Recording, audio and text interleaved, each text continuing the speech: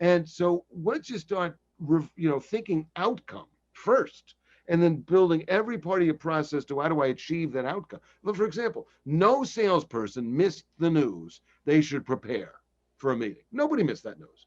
But when I ask people, what is the purpose of preparing? How do you measure successful preparation? This is where they go, and you can always tell salespeople when they're making it up as they go along because they do it the way cartoon characters run, which is like this. First, the cartoon character is not running. Then it starts to run, but it doesn't go anywhere. Then a lot of smoke occurs around the legs, and then with a funny sound effect, it's gone. And the same thing with, but what how do you measure the product? I don't know. Here's how you measure. Did you get a scheduled next step at the end of your meeting? If you really prepared right, then you know what would have happened. You would have had a scheduled next step. If you're not actually tracking that, then you can't track if you're preparing the right things in the first place. So, I guess, answer your question, you know what I say? The devil in the detail. There's marketing, but there's not personal marketing involving social selling, email correctly. There's doing marketing things, but there's not thinking like a marketer. There's preparing for a sale, but not preparing for it the way like the military would prepare with targets and benchmarks and training and steps, and even questions. Like nobody missed the news. You should ask questions. 2 ears, 1 mouth, questions.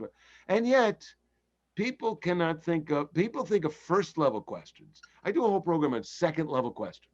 What questions should you ask that you didn't ask? I'll give you an example of this one. This comes up in practically every sale because so many sales now involve multiple influencers and other people. Even if the customer says, I'm the decision maker, by the time you get to the proposal, all of a sudden there's another person. At some point, the customer says to the salesperson, I've got to talk to the team or my boss or the committee or somebody else. Typical salesperson says, can I come with you? That's the question. Here's a better question. When you talk to the team, when you talk to the boss, when you talk to the committee, will you be recommending us?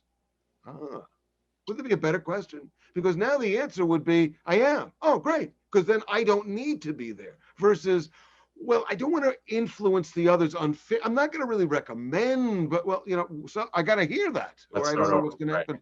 So what's going to happen in the rooms when I'm not in the room? I just wrote this book, Echo Selling. It's all about that. It's about how do you get your sales pitch to echo into places that you can't get into. So that's what I really see. It's not like there's new skills other than the devil in the detail. Although echo selling is a new skill.